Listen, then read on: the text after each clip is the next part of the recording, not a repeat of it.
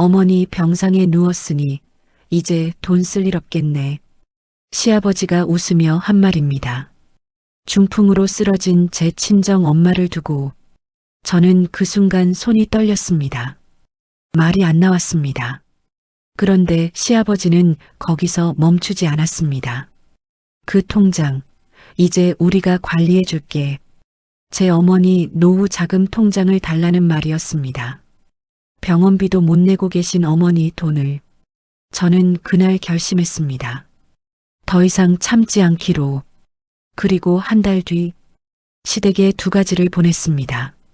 이혼 서류, 그리고 큰 선물 하나. 시댁은 그 자리에서 무너졌습니다.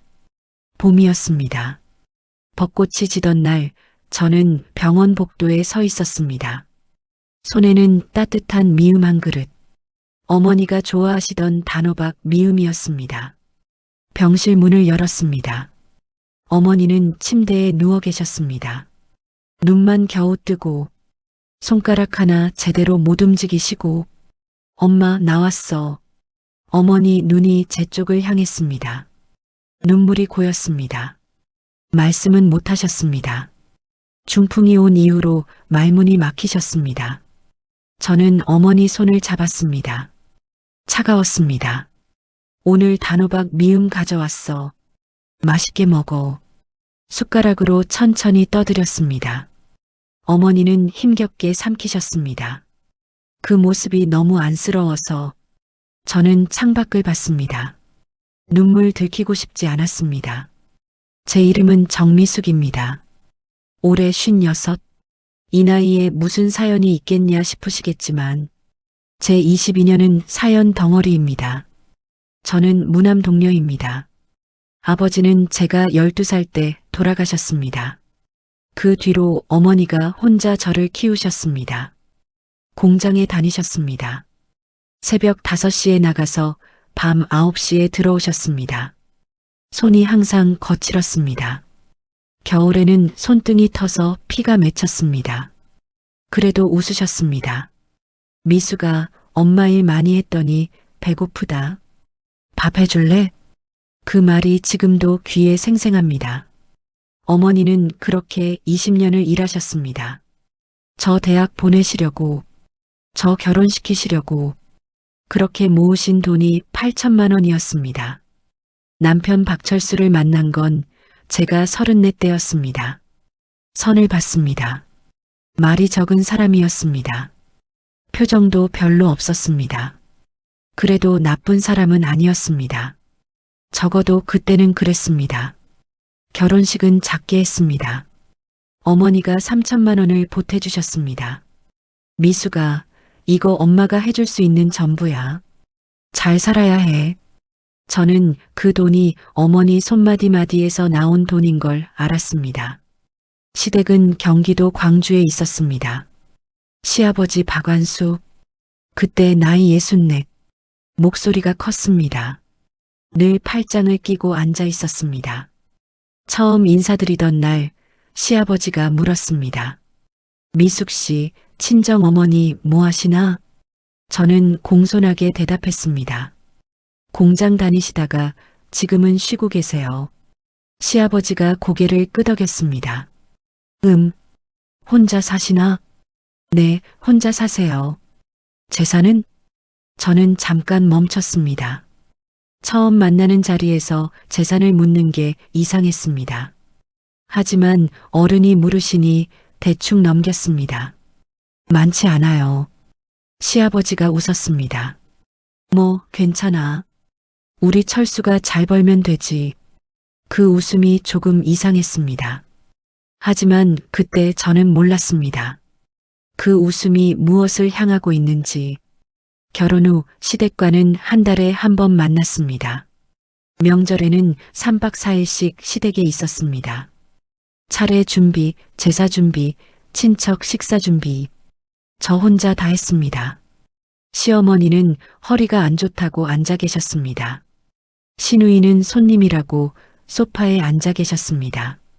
저는 새벽 5시에 일어나서 자정에 잤습니다. 남편은 친척들이랑 거실에서 얘기하고 있었습니다. 설거지를 도와준 적이 한 번도 없었습니다. 그래도 참았습니다. 시집살이가 다 그런 거라고 생각했습니다. 결혼 3년 차 되던 해 시아버지가 사업을 하셨습니다. 건축 자재 납품 사업이었습니다. 처음엔 잘 됐습니다. 그러다 갑자기 어려워졌습니다. 시아버지가 남편한테 전화했습니다. 철수야, 아버지 좀 도와줘야겠다. 잠깐만 2천만 원만. 남편이 저한테 왔습니다. 여보, 아버지가 좀 힘드시대. 저는 말했습니다. 우리한테 그만한 돈이 없잖아요. 남편이 말했습니다. 친정 어머니한테 좀 빌리면 안 될까? 저는 그 말에 숨이 막혔습니다. 어머니 돈을 왜요? 이자 드리면 되잖아. 그 돈이 어떻게 모인 돈인지 알아요? 남편이 머쓱해했습니다. 저는 결국 빌려드렸습니다. 제 적금을 깼습니다. 어머니 돈은 못 건드렸습니다. 차마 그 돈은 1년 뒤에 돌아왔습니다. 이자는 없었습니다. 결혼 7년 차. 이번엔 시누이 결혼이었습니다. 시아버지가 또 왔습니다. 미수가 예식장 비용이 모자라. 박씨 집안 체면이 있는데 3천만 원만 보태줘. 저는 말했습니다. 아버님, 저희도 많지 않은데요. 시아버지가 말했습니다. 친정 어머니 돈 있잖아. 어머니 혼자 사시는데 뭐가 필요해. 딸한테 쓰면 되지. 또 어머니 돈이었습니다. 저는 그날 어머니께 전화했습니다. 엄마, 나 사실 시댁에서 말을 잇지 못했습니다. 어머니가 먼저 말씀하셨습니다. 미수가 힘들어? 아니야, 엄마. 괜찮아. 괜찮지 않았습니다. 어머니는 아셨을 겁니다. 하지만 아무 말씀 안 하셨습니다. 딸이 힘들까봐. 그 3천만 원은 결국 제 월급에서 매달 50만 원씩 갚아나갔습니다. 5년이 걸렸습니다. 그 사이 시아버지는 한 번도 먼저 언급하지 않으셨습니다. 마치 자기 돈인 것처럼. 저는 그게 이상하다고 생각하면서도 말을 못했습니다. 시아버지 앞에서는 늘 목소리가 작아졌습니다. 왜인지 모르겠습니다. 무섭다기보다 그냥 말해봤자 소용없다는 느낌. 남편도 마찬가지였습니다. 아버지 앞에서는 아무 말도 못하는 사람. 결혼 15년 차. 어머니가 처음으로 몸이 안 좋다고 하셨습니다. 미수가 요즘 왼쪽이 좀 저려. 별거 아니겠지? 저는 바로 병원에 모셨습니다. 검사 결과가 나왔습니다. 뇌혈관이 좁아지고 있다고. 관리 잘해야 한다고. 저는 어머니 식단을 바꿨습니다. 운동도 시작하시도록 했습니다.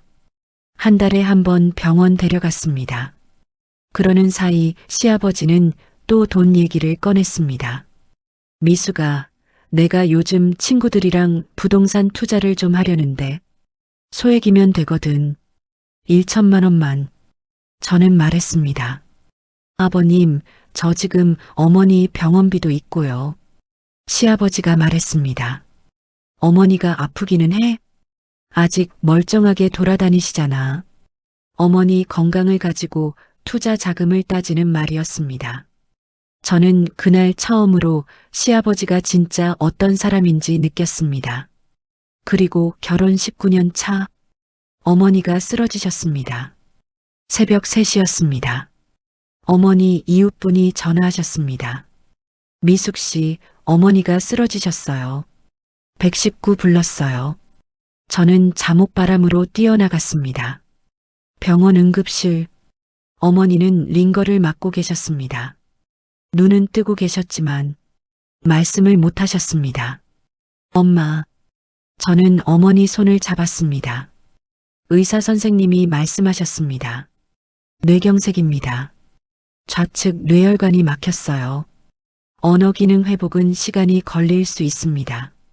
저는 그 자리에서 주저앉았습니다. 남편한테 전화했습니다.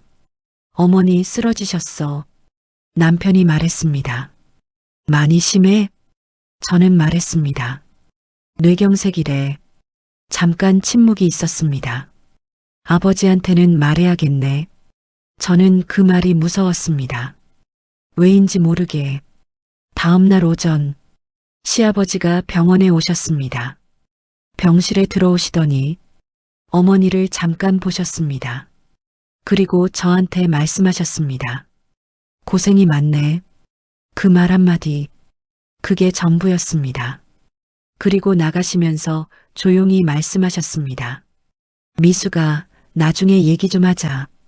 그 나중에 얘기가 무슨 얘기인지 저는 그때 이미 알 것 같았습니다.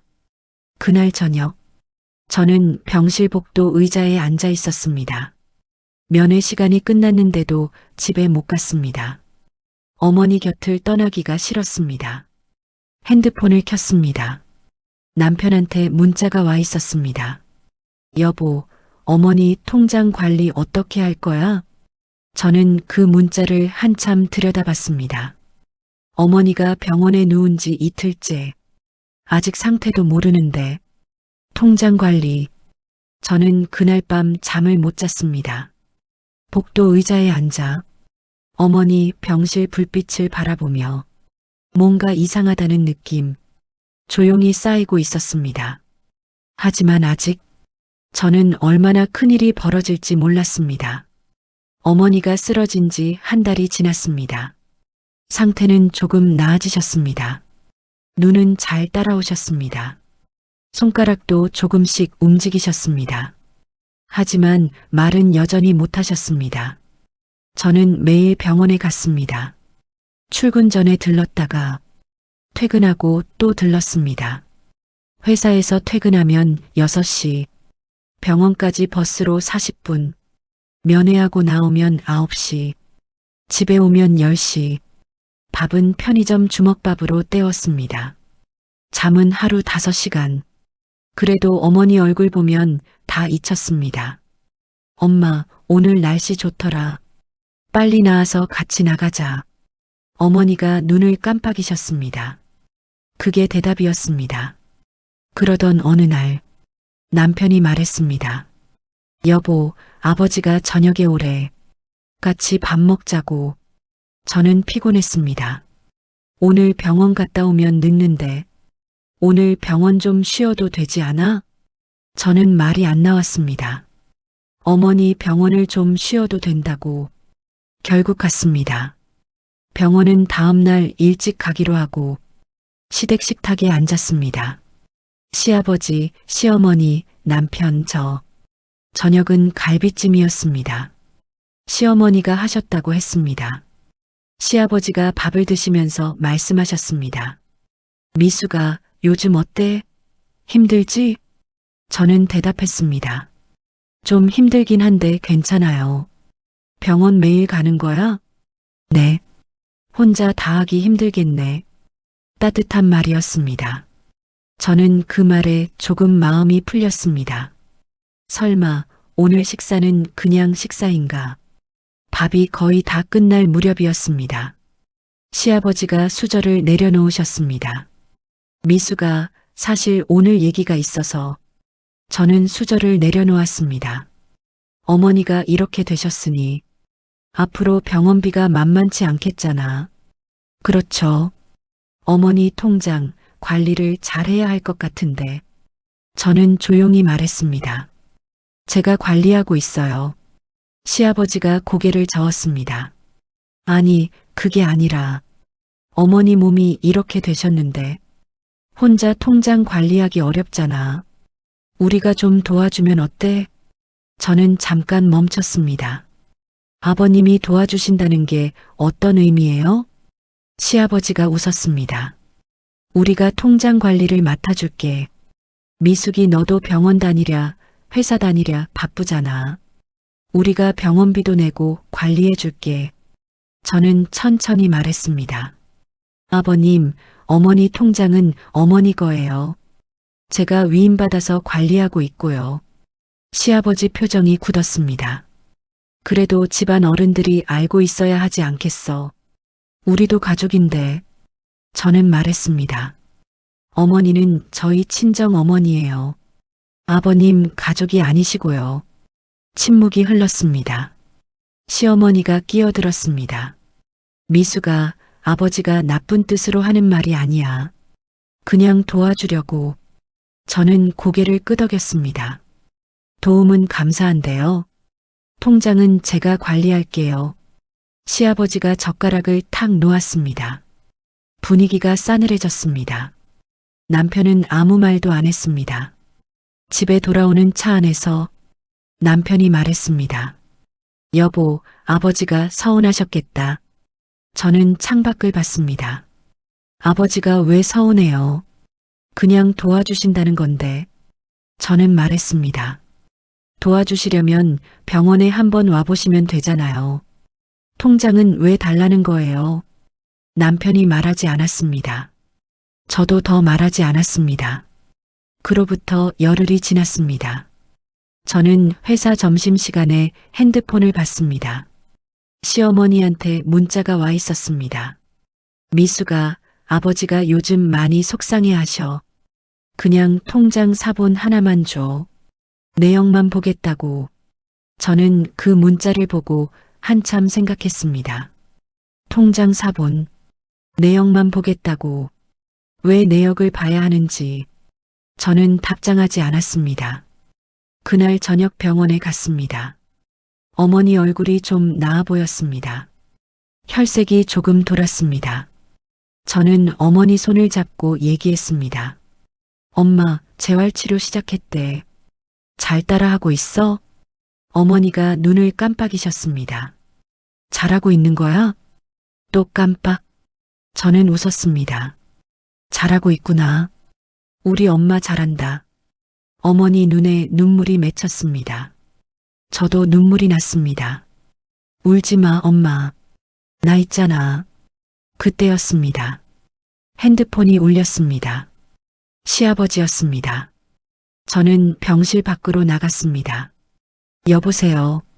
시아버지 목소리가 들렸습니다. 미수가 나야. 네, 아버님. 통장 사본 얘기 생각해봤어? 저는 말했습니다. 아버님, 그거는 제가 하기 어렵다고 말씀드렸는데요. 시아버지가 목소리를 높였습니다. 어렵긴 뭐가 어려워. 사본 하나 주는 게 뭐가 힘들어. 저는 조용히 말했습니다. 어머니가 허락하지 않으실 거예요. 어머니가 말을 못 하시잖아. 저는 멈췄습니다. 말을 못 하시니까. 그러니까 이 기회에. 그 말이 숨겨진 의미가 느껴졌습니다. 전화를 끊었습니다. 복도 창가에 서 있었습니다. 어두운 병원 주차장이 보였습니다. 저는 생각했습니다. 이 사람들이 진짜 원하는 게 뭔지. 사흘 뒤, 저는 병원에서 이상한 연락을 받았습니다. 병원 원무과 직원이었습니다. 보호자 정미숙 씨 맞으시죠? 어머니 4월 병원비가 아직 안 들어왔어요. 저는 이상했습니다. 제가 이체했는데요. 확인이 안 되는데요. 저는 바로 폰뱅킹을 켰습니다. 분명히 이체했습니다. 3월 25일 185만 원. 병원 계좌로. 저는 원무과에 다시 전화했습니다. 제가 분명히 보냈는데요. 계좌 다시 확인해 주시겠어요? 잠깐만요. 잠시 후. 혹시 새 계좌로 보내셨어요? 새 계좌요? 저희가 3월 초에 계좌 변경 안내 문자 보냈거든요. 저는 말했습니다. 저는 그런 문자 못 받았는데요. 두 분 보호자한테 다 보냈는데요. 두 분, 저, 그리고 남편. 저는 핸드폰 문자함을 뒤졌습니다. 병원 이름으로 온 문자, 찾을 수가 없었습니다. 삭제됐거나 아니면 남편한테 전화했습니다. 여보, 병원에서 계좌 바꿨대. 문자 받았어? 짧은 침묵. 응. 근데 아버지가 처리한다고 했는데. 저는 멈췄습니다. 아버지가 처리한다고? 아버지가 왜 병원비를 처리해? 그냥 도와주신다고. 저는 천천히 말했습니다. 남편, 지금 아버지가 병원비를 낸 거야? 아마도. 아마도 확인해 볼게. 저는 전화를 끊었습니다. 가슴이 이상하게 두근댔습니다. 나쁜 예감이었습니다. 그날 저녁 병원에 갔습니다. 어머니 병실 서랍을 열었습니다. 어머니 통장이 거기 있었습니다. 면회 올 때마다 확인하던 통장. 손이 떨렸습니다. 통장을 꺼내 들었습니다. ATM에 갔습니다. 잔액 조회를 눌렀습니다. 숫자가 떴습니다. 저는 눈을 비볐습니다. 다시 봤습니다. 2,314만 원. 2,314만 원. 저는 그 자리에 서 있었습니다. ATM 앞, 병원 로비 구석, 형광등이 윙윙 소리를 냈습니다. 8천만 원이 있어야 했습니다. 1년 전 제가 확인했을 때 7,900만 원이 있었습니다. 지금은 2,300만 원, 5,600만 원, 5,600만 원이 사라졌습니다. 저는 통장을 들고 병실로 돌아갔습니다. 다리가 풀렸습니다. 복도 의자에 주저앉았습니다. 어머니 병실 창으로 불빛이 새어나왔습니다. 저는 한참 동안 일어날 수가 없었습니다. 거래 내역을 뽑았습니다. 다음 날 은행에 갔습니다. 1년치 거래 내역. 한 줄씩 봤습니다. 빠져나간 날짜들이 있었습니다. 어머니 입원 후 2월 3일 500만 원 출금, 2월 17일 800만 원 출금, 3월 5일 1200만 원 출금, 3월 22일 1000만 원 출금, 4월 1일 800만 원 출금, 4월 14일 1500만 원 출금. 전부 현금 출금이거나 이체가 된 거는 계좌번호가 찍혀 있었습니다. 저는 그 계좌번호를 봤습니다. 낯선 번호였습니다. 저는 은행 직원에게 물었습니다. 이 계좌가 어디 계좌인지 알 수 있을까요? 직원이 말했습니다. 본인 확인이 필요하고요. 예금주 확인은 법적으로 어렵습니다. 저는 변호사를 찾아가야겠다고 생각했습니다. 그날 밤, 저는 집에 돌아와 남편과 마주 앉았습니다. 거래 내역서를 테이블에 올려놓았습니다. 이게 뭔지 알아? 남편이 종이를 봤습니다. 뭔데? 어머니 통장 거래 내역이야. 어머니 입원 후에 5,600만 원이 빠져나갔어. 남편이 굳었습니다. 그게 무슨, 어디로 갔는지 알아? 남편이 말하지 않았습니다. 여보, 저는 남편을 똑바로 봤습니다. 아버지가 병원비 낸다고 하셨잖아. 아버지가 어머니 통장에서 뺀 거야? 남편이 시선을 피했습니다. 저는 알았습니다. 그 시선 하나로 남편이 알고 있었다는 것을. 저는 말이 나오지 않았습니다. 한참이 지나서야. 언제부터 알았어? 남편이 천장을 봤습니다. 아버지가 관리해 주신다고 해서. 관리가 5,600만 원을 빼는 거야? 미수가. 말해. 남편이 고개를 숙였습니다. 아버지가 잠깐 쓰시겠다고. 나중에 채워 넣으신다고. 저는 웃음이 났습니다. 웃으면 안 되는데. 피식 웃음이 나왔습니다. 아들도 알고 있었던 거야. 남편이 고개를 들지 못했습니다. 저는 일어섰습니다. 방으로 들어갔습니다. 문을 잠갔습니다. 그리고 처음으로 소리내서 울었습니다. 어머니 생각, 그 공장 냄새 나는 손, 그 돈이 어떻게 모인 건지, 그 돈을 그 사람들이. 저는 그날 밤 결심했습니다. 이건 참는 게 아닙니다. 이건 당하는 겁니다. 더 이상 당하지 않겠습니다. 그날 밤 저는 잠을 자지 않았습니다. 방 안에 불을 끄고 이불을 뒤집어 쓰고 눈만 뜨고 있었습니다. 천장이 보이지 않았습니다. 어두웠습니다.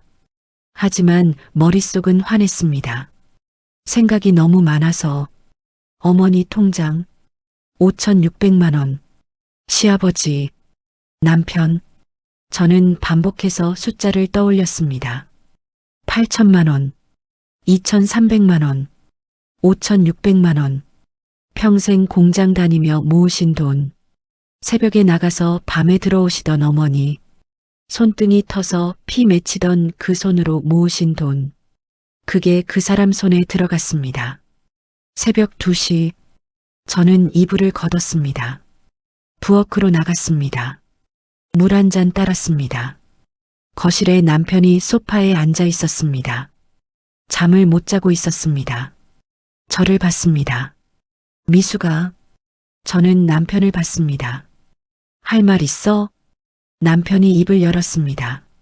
아버지가 분명히 채워 넣으신다고 했어. 나도 몰랐어. 이렇게 많이 쓰신 줄은. 저는 물을 마셨습니다. 천천히. 다 마시고 컵을 내려놨습니다. 남편, 응, 나한테 할 말이 그거야?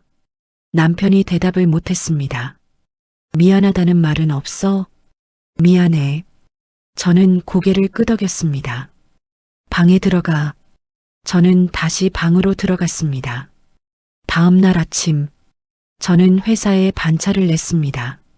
그리고 변호사 사무실을 찾아갔습니다. 동네 법률 사무소였습니다. 작은 곳이었지만 후기가 좋았습니다. 변호사는 40대 여성이었습니다. 이름은 김수진 변호사. 저는 거래 내역서를 내밀었습니다. 그동안 있었던 일을 말했습니다. 변호사가 내역서를 보면서 말했습니다. 이 출금 내역들 전부 어머니 쓰러지신 이후에요? 네. 어머니 인감이나 통장, 카드는 어디 있었어요? 병실 서랍에 있었어요. 변호사가 메모했습니다. 누가 접근할 수 있었죠? 저는 대답했습니다.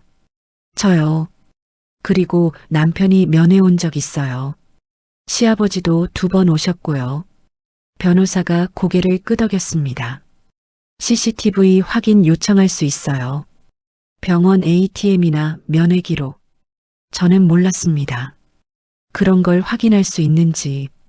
그리고 이체된 계좌. 저희가 금융조회 신청하면 예금주 확인 가능해요. 변호사가 말했습니다. 명백한 횡령 소지가 있어요. 어머니가 의사표현 불가 상태에서 발생한 거면 동의 없는 인출로 볼 수 있거든요. 저는 처음으로 희망이 생겼습니다.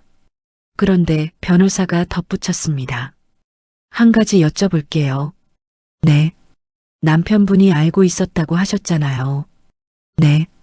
그럼 남편분도 공범이 될 수 있어요. 저는 멈췄습니다. 공범이요? 알면서 묵인했으면요. 저는 한참 생각했습니다. 남편이 공범. 그 말이 머릿속에서 맴돌았습니다. 변호사 사무실에서 나왔습니다. 거리에 사람들이 많았습니다. 다들 어디론가 바쁘게 걸었습니다. 저는 그 자리에 서 있었습니다. 남편, 22년을 같이 산 사람, 믿고 답답하고 한심하지만 그래도 같이 산 사람, 그 사람이 공범. 저는 걸었습니다. 어디로 가는지도 모르고 그냥 걸었습니다. 병원에 갔습니다. 어머니 병실. 어머니는 오늘 재활치료를 하셨는지 피곤해 보이셨습니다. 눈이 반쯤 감겨 있었습니다. 저는 어머니 손을 잡았습니다. 엄마 나야. 어머니가 눈을 뜨셨습니다. 저는 웃었습니다. 억지로. 오늘 재활 힘들었어? 눈 깜빡. 잘했어, 우리 엄마. 저는 어머니 손을 양손으로 감쌌습니다. 이 손으로 모은 돈이. 저는 말하지 않았습니다. 어머니가 아실까봐. 알면 얼마나 속상하실까. 말도 못하시는데 그냥 웃었습니다. 그날 저녁 집에 돌아오니 시아버지가 와 있었습니다. 거실 소파에 앉아 계셨습니다. 시어머니도 옆에, 남편도. 저를 보시더니 시아버지가 말씀하셨습니다. 미수가 앉아봐. 저는 가방을 내려놓고 앉았습니다. 시아버지가 먼저 말씀하셨습니다. 어머니 통장 얘기 들었어. 철수한테. 저는 고개를 끄덕였습니다. 내가 그 돈 쓴 건 맞아. 근데 그게 횡령이 아니야. 내가 어머니 도와드리려고 병원비며 이것저것 저는 말했습니다. 아버님, 병원비는 제가 냈어요. 아버님이 낸 병원비는 없어요. 시아버지가 잠깐 굳었습니다. 뭐 그런 세세한 거야. 가족끼리 5,600만 원이 세세한 거예요? 시아버지가 목소리를 높였습니다. 야, 미수가. 어른한테 그게 무슨 말버릇이야. 저는 말했습니다. 아버님, 그 돈 어디 쓰셨는지 말씀해 주시겠어요? 시아버지가 시어머니를 봤습니다. 시어머니가 저를 봤습니다. 미수가, 아버지가 많이 힘드셨어. 사업도 안 되고 조금 빌려 쓰신 거야. 빌려 쓰신 거 의식 없는 분의 통장에서 허락도 없이 5,600만 원을 빌려 쓰신 거 저는 웃음이 나왔습니다. 참았습니다. 아버님, 시아버지가 저를 봤습니다. 그 돈 언제 갚으실 수 있어요? 시아버지가 말했습니다. 사업이 풀리면. 언제요? 그게 내가 어떻게 알아? 어머니 요양병원 비용이 매달 280만 원이에요. 지금 통장에 2,300만 원 있으면 8개월치밖에 안 돼요. 시아버지가 말했습니다. 그때 가서 또 생각하면 되지. 저는 그 말에 말이 안 나왔습니다. 그때 가서 또 생각하면 된다고. 어머니 노후 자금을 다 써버리고 그때 가서 생각하면 된다고 남편이 끼어들었습니다. 여보, 일단 아버지 말씀 들어봐. 저는 남편을 봤습니다. 지금 누구 편이야? 남편이 굳었습니다. 편이 어딨어, 가족인데. 가족. 저는 그 단어를 씹었습니다. 가족이면 이러면 안 되는 거 아닌가요? 시아버지가 소리쳤습니다. 야, 정미숙. 저는 일어섰습니다. 아버님, 오늘은 여기까지 할게요. 더 얘기하면 제가 감당 못할 것 같아서요. 저는 방으로 들어갔습니다. 뒤에서 시아버지 목소리가 들렸습니다. 저 며느리가 미쳤나? 22년을 어떻게 키웠는데? 키웠다는 말이 귀에 박혔습니다. 22년을 키웠다고. 제가 이 집에서 키워진 겁니까? 제가 이 집에 시집 와서 22년을 바쳤는데 키워졌다고. 방에서 이불을 뒤집어 쓰고 핸드폰을 켰습니다. 검색창에 쳤습니다. 피성년 후견인 통장 무단 인출 처벌, 부양의무자 횡령 성립 여부, 치매 중풍 환자 재산 보호. 하나하나 읽었습니다. 읽을수록 분명해졌습니다. 이건 그냥 넘길 수 없는 일이었습니다. 다음 날, 저는 회사를 마치고 다시 변호사 사무실에 갔습니다. 선생님, 한 가지 여쭤볼게요. 변호사가 받습니다. 형사고소 말고 다른 방법이 있을까요? 변호사가 잠깐 생각했습니다. 내용 증명이요? 네. 돈 먼저 받아내는 게 목적이세요? 저는 고개를 끄덕였습니다. 형사고소는 시간이 걸려요. 그 사이 돈 숨길 수도 있고. 변호사가 말했습니다. 내용 증명 먼저 보내고 기한 내 미반환 시 형사 민사 동시 진행. 이게 더 빠를 수 있어요. 저는 말했습니다. 그렇게 해주세요. 남편분도 포함할까요? 저는 잠깐 멈췄습니다. 일단은 시아버지만요. 변호사가 알겠다고 했습니다. 그런데 그날 밤 또 일이 생겼습니다. 남편이 저한테 핸드폰을 내밀었습니다. 여보, 이거 봐봐. 문자였습니다. 발신자는 시아버지. 내용은 이랬습니다. 철수야, 미숙이가 변호사 만나고 다닌다는 거 알아? 누가 보더라. 이러다 집안 망신이다. 내가 좀 말려라. 저는 핸드폰을 내려놨습니다. 어떻게 알았지? 남편이 말했습니다. 동네가 좁잖아. 그래서 여보, 변호사까지 가야 해? 가족끼리 해결하면 안 돼? 저는 남편을 봤습니다. 가족끼리 해결하자고 기다렸잖아. 그 사이에 5,600만 원이 사라졌어. 남편이 말했습니다. 아버지가 갚겠다잖아. 언제? 그러니까 기다려봐. 저는 말했습니다. 남편, 나 지금 많이 참고 있어. 한 번만 더 아버지 편 들면 나 그냥 바로 소장 넣어. 남편이 입을 다물었습니다. 그로부터 사흘이 지났습니다. 저는 변호사에게 자료를 넘겼습니다. 3년치 통장 거래내역, 병원 CCTV 면회 기록 요청서, 시아버지와 나눈 대화 녹음 파일. 저는 결혼 초부터 습관이 있었습니다. 중요한 대화는 녹음했습니다. 왜 그랬는지 모릅니다. 본능이었습니다. 그 본능이 맞았습니다.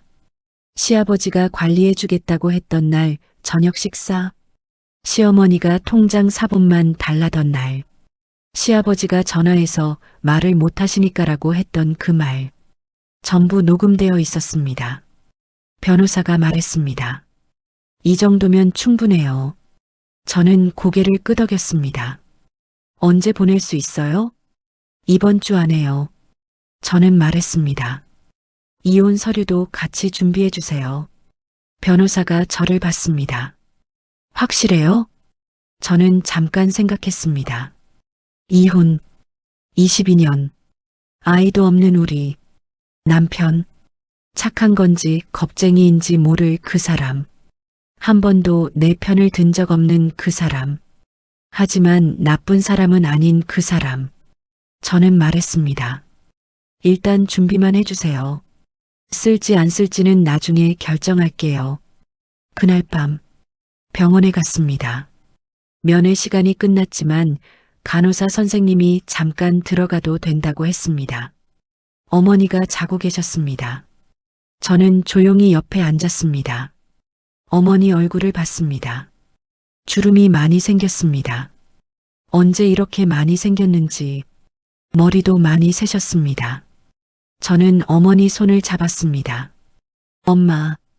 어머니가 잠결에 눈을 떴습니다. 저를 보셨습니다. 미안해, 엄마. 어머니 눈에 눈물이 고였습니다.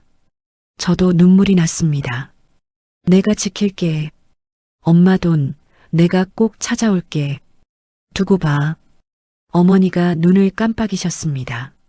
한 번, 두 번, 그게 무슨 뜻인지 저는 알았습니다. 병원 복도를 나오면서 핸드폰을 켰습니다. 변호사한테 문자를 보냈습니다. 이혼 서류도 같이 보내주세요. 둘 다 보낼게요. 변호사한테 답장이 왔습니다. 알겠습니다. 준비할게요. 저는 핸드폰을 주머니에 넣었습니다. 병원 자동문이 열렸습니다. 밤바람이 들어왔습니다. 차가웠습니다.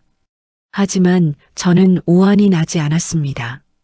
오히려 정신이 맑아졌습니다. 이제 시작이었습니다.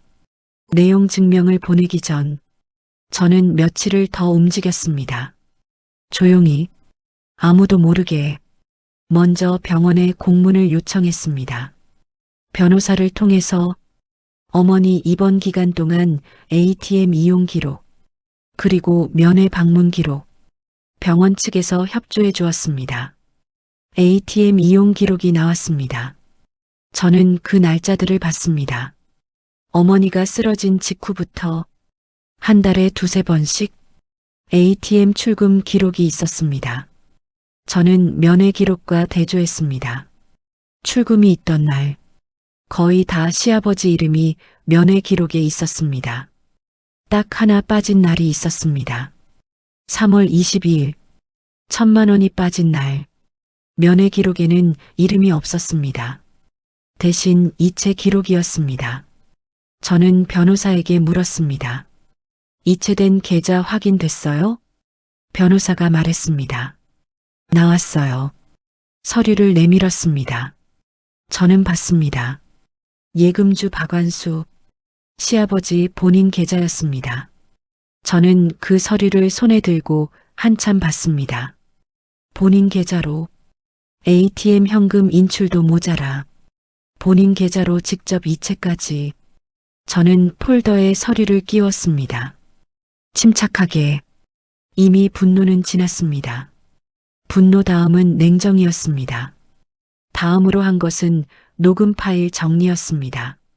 저는 결혼 초부터 핸드폰을 바꿀 때마다 녹음 파일을 백업해뒀습니다. 클라우드에, 외장하드에, 두 군데 변호사에게 파일 목록을 줬습니다.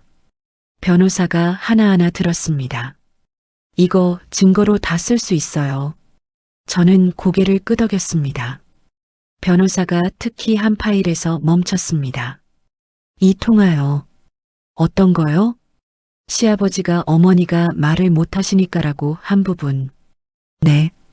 변호사가 말했습니다. 이거 아주 중요해요. 의사표현 불능 상태를 인지하고 행동했다는 거잖아요. 고의성 입증이에요. 저는 그 말을 들었습니다. 고의성? 처음부터 알고 있었습니다. 어머니가 말을 못하신다는 것.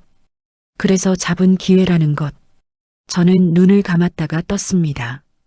변호사가 내용 증명 초안을 보여줬습니다. 저는 읽었습니다. 법률 용어가 빼곡했습니다. 핵심은 이랬습니다. 귀하는 2024년 2월부터 2024년 4월까지 피후견인 이금순 씨 명의 계좌에서 총 5,714만 원을 무단 인출 및 이체하였음. 이는 형법 제355조 횡령죄에 해당하며 본 통보 수령 후 7일 이내 전액 반환하지 않을 시 형사 고조 및 민사 손해배상 소송을 동시에 제기할 것임. 저는 읽고 또 읽었습니다. 이대로 보내도 될까요? 변호사가 말했습니다. 괜찮아요? 저는 고개를 끄덕였습니다. 보내주세요. 그리고 이혼 서류. 변호사가 준비해준 협의이혼 신청서를 받았습니다. 저는 그 서류를 한참 봤습니다. 이름칸에 제 이름이 써져 있었습니다. 정미숙. 그 아래 남편 이름. 박철수. 22년. 결혼식 날 남편 손을 잡던 것. 첫집 어떤 날 둘이 바닥 닦던 것. 밥 먹다가 웃던 것. 사소한 다툼들. 그런 게 스쳐 지나갔습니다. 저는 봉투에 넣었습니다. 내용 증명 봉투와 이혼 서류 봉투 2개 우체국에서 등기로 보냈습니다. 시아버지 앞으로, 남편 앞으로 각각 우체국 직원이 영수증을 줬습니다. 저는 영수증을 받아 지갑에 넣었습니다. 우체국 문을 열고 나왔습니다.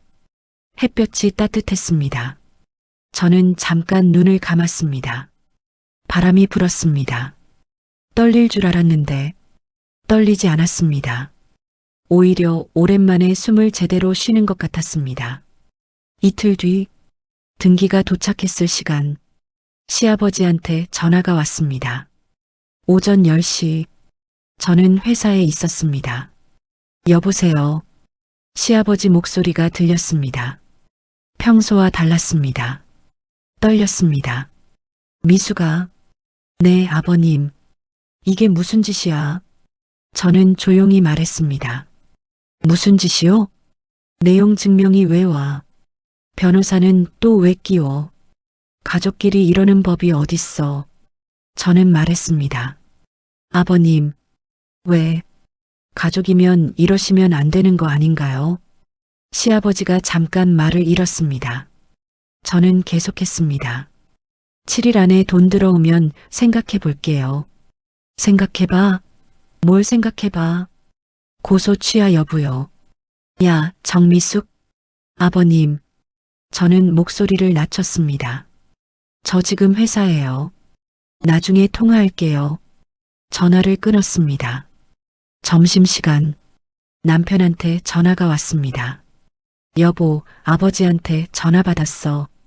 응. 이혼 서류는 왜 보낸 거야? 저는 말했습니다. 이혼 서류 받았어? 응. 읽어봤어? 읽었어. 저는 말했습니다. 어때? 남편이 말하지 않았습니다. 잠깐의 침묵. 미안해. 저는 그 말을 들었습니다. 처음 듣는 말 같았습니다. 진심으로. 뭐가 미안해? 내가 아버지 편을 들었어. 그게 미안해. 여보가 힘든 거 알면서 저는 창밖을 봤습니다. 회사 창밖으로 가로수가 보였습니다. 그 말 지금 하면 뭐해? 남편이 말했습니다. 어떻게 하면 돼? 저는 말했습니다. 지금은 아무것도 하지 마. 내가 알아서 할게. 그날 저녁, 저는 병원에 갔습니다. 어머니가 깨어 계셨습니다. 오늘따라 눈빛이 맑았습니다. 저는 어머니 손을 잡았습니다. 엄마, 나 오늘 뭔가 했어. 어머니가 눈을 봤습니다. 엄마 돈 찾으려고. 눈 깜빡. 잘한 거야? 또 깜빡. 저는 웃었습니다. 엄마도 잘했다고 생각해? 2번 깜빡. 저는 어머니 손을 꼭 잡았습니다. 고마워, 엄마. 그로부터 사흘째 밤, 시어머니한테 문자가 왔습니다. 미수가, 아버지가 많이 놀라셨어. 제발 취소해줘. 가족이잖아. 우리가 잘못했어. 근데 이렇게까지 해야 해? 저는 읽고 답장하지 않았습니다. 잘못했다는 말, 그 말이 나오기까지 얼마나 걸렸는지, 어머니가 쓰러진 게 몇 달 전인지, 그 사이에 몇 천만 원이 사라졌는지, 이제 와서 잘못했다는 말, 저는 핸드폰을 뒤집어 놓았습니다. 나흘째 시아버지한테 문자가 왔습니다. 처음이었습니다. 시아버지가 문자를 보낸 건 미수가 내가 잘못했다. 돈은 갚겠다. 형사고소는 하지 마라. 집안 망신이다. 저는 읽었습니다. 집안 망신. 끝까지 자기 얘기였습니다. 저는 답장하지 않았습니다. 닷새째 변호사한테 전화가 왔습니다. 상대방 측에서 연락이 왔어요. 변호사를 선임한 것 같아요. 저는 말했습니다. 뭐라고 했어요? 합의 의향이 있냐고 물어봤어요. 저는 잠깐 생각했습니다. 합의 조건이 뭔지 물어봐 주세요. 변호사가 말했습니다. 알겠어요. 다음 날 변호사한테 답이 왔습니다. 3천만 원에 합의하자고 해요. 저는 말했습니다. 5,700만 원 다 받아야 해요. 그렇게 전할게요. 저는 말했습니다. 그리고 한 가지 더요. 뭐예요? 이혼은 안 할 거예요. 대신 남편한테 조건을 걸 거예요. 변호사가 말했습니다. 어떤 조건이요? 저는 말했습니다. 그날 밤 남편한테 전화했습니다. 여보, 응, 얘기 좀 해. 응, 해. 저는 말했습니다. 이혼은 안 할게. 남편이 말했습니다. 진짜? 대신 조건이 있어. 말해봐. 저는 천천히 말했습니다. 첫째, 지금 사는 곳에서 이사해. 시댁이랑 멀리. 응. 둘째, 앞으로 시아버지와 왕래 없어? 내 허락 없이는. 응. 셋째, 이 조건 하나라도 어기면 그날 바로 소장 넣어. 남편이 침묵했습니다. 저는 기다렸습니다. 남편이 말했습니다. 다 할게. 저는 말했습니다. 생각해보고 답해. 생각 안 해도 돼. 다 할게. 그날 밤 저는 오랜만에 잠이 잘 왔습니다. 눈을 감고 이불을 덮고 어머니 얼굴이 떠올랐습니다. 기다려, 엄마. 7일째 아침이었습니다. 저는 눈을 뜨자마자 핸드폰을 봤습니다. 알람이 하나 와 있었습니다. 은행 앱 알림이었습니다. 저는 눈을 비볐습니다. 알림을 눌렀습니다. 입금 5,714만 원. 저는 숫자를 한 번 더 봤습니다. 5,714만 원. 5,714만 원. 제가 요청한 금액 그대로였습니다. 저는 일어나 앉았습니다. 어머니 통장 앱을 켰습니다. 잔액을 확인했습니다. 8,074만 원. 8,074만 원. 처음과 거의 같았습니다. 저는 핸드폰을 내려놨습니다. 그리고 한참 동안 아무것도 안 했습니다. 눈물이 났습니다. 분하거나 억울해서가 아니었습니다. 그냥 됐다는 생각에, 어머니 돈이 돌아왔다는 것에 저는 이불을 얼굴에 대고 울었습니다. 소리 없이. 잠시 후 시아버지한테 전화가 왔습니다. 저는 받았습니다. 여보세요. 시아버지 목소리. 힘이 없었습니다. 미수가. 네. 돈 들어갔지. 네, 확인했어요.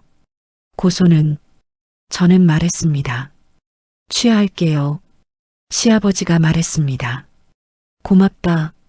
저는 그 말을 들었습니다. 고맙다. 이상한 말이었습니다. 제가 무언가를 받은 게 아니라 제가 빼앗긴 것을 돌려받은 건데 그게 고맙다는 말이 나오는 사람. 저는 말했습니다. 아버님, 왜? 한 가지만 말씀드릴게요. 뭔데? 저는 천천히 말했습니다. 다시는 이러시면 안 돼요. 저한테만 하는 말이 아니에요. 누구한테도요. 시아버지가 말하지 않았습니다. 저는 말했습니다. 끊을게요. 전화를 끊었습니다. 그날 오후 남편이 부동산에 다녀왔습니다. 저를 부르더니 말했습니다. 여보, 나 오늘 집 보고 왔어. 저는 봤습니다. 어디? 일산 쪽. 시댁이랑 1시간 거리야. 저는 말했습니다. 더 멀어도 돼. 남편이 웃었습니다. 어색한 웃음이었습니다. 저는 웃지 않았습니다. 아직 남편에게 웃어줄 마음은 없었습니다. 변호사에게 전화했습니다. 선생님, 입금 확인됐어요. 변호사가 말했습니다. 수고하셨어요. 저는 말했습니다. 고소 취하 절차 진행해 주세요. 알겠어요. 정리해서 연락드릴게요. 저는 말했습니다. 선생님. 네. 감사해요. 선생님 아니었으면 못했을 것 같아요. 변호사가 말했습니다. 아니에요. 의뢰인분이 잘 준비하셨어요. 증거도 완벽했고 무엇보다 흔들리지 않으셨잖아요. 저는 그 말을 들었습니다. 흔들리지 않았다고. 흔들렸습니다. 매일 밤 이불 속에서. 하지만 밖에서는 흔들리지 않으려고 했습니다. 그날 저녁 병원에 갔습니다. 어머니는 오늘 재활치료가 조금 진전됐다고 간호사 선생님이 말해줬습니다. 오늘 왼손 손가락을 3개 움직이셨어요. 저는 말했습니다. 진짜요? 네, 처음이에요. 저는 빠르게 병실로 들어갔습니다. 어머니가 눈을 뜨고 계셨습니다. 엄마. 어머니가 저를 봤습니다. 손가락 움직였어? 어머니 왼손. 천천히. 검지, 중지, 약지. 3개가 움직였습니다. 저는 그 자리에서 어머니 손을 잡고 웃었습니다. 엄마 대단하다. 어머니 눈이 웃었습니다. 눈으로만 웃는 어머니. 저는 그 눈을 봤습니다. 저는 어머니 손을 잡고 말했습니다. 엄마, 돈 찾아왔어. 어머니가 눈을 봤습니다. 전부 다. 눈이 흔들렸습니다. 울지 마. 어머니 눈에서 눈물 한 방울이 흘렀습니다. 저도 울었습니다. 이제 걱정 마. 병원비 걱정 없어. 요양병원도 좋은 데로 알아볼게. 어머니가 눈을 깜빡였습니다. 3번. 저는 그게 무슨 뜻인지 물었습니다. 3번은 뭐야? 어머니가 또 3번. 감사하다는 거야? 2번. 수고했다는 거야?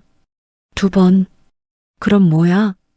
어머니가 손가락을 움직였습니다. 방금 움직인 3개의 손가락으로 저를 가리켰습니다. 저는 알았습니다. 사랑한다는 거. 저는 어머니 손을 꼭 잡았습니다. 한참 동안 말없이 병실에 저녁 햇빛이 들어왔습니다. 노란빛이었습니다. 따뜻했습니다. 그달 말, 저는 남편과 이사했습니다. 일산이 아니라 더 멀리 경기도 파주 작은 아파트였습니다. 시댁에서 1시간 반. 이삿날 남편이 박스를 나르면서 말했습니다. 여보, 무거운 건 나한테 줘. 저는 말했습니다. 내가 할게. 남편이 말했습니다. 미수가. 저는 받습니다. 남편이 말했습니다. 정말 미안해. 저는 대답하지 않았습니다. 아직 그 말을 받아들일 준비가 안 됐습니다.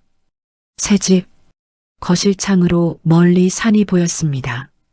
저는 창가에 섰습니다. 조용했습니다. 예전 집은 시댁이 차로 20분이었습니다. 시아버지가 예고 없이 오시기도 했습니다. 이제 없습니다. 이 집엔 아무도 모릅니다. 저는 창문을 열었습니다. 바람이 들어왔습니다. 봄 냄새가 났습니다. 시아버지에게는 2번 다시 연락이 오지 않았습니다. 시어머니한테서 명절에 문자 한 통 왔습니다. 미수가 설날인데 잘 지내지? 저는 짧게 답했습니다. 네, 잘 지내요. 그게 전부였습니다.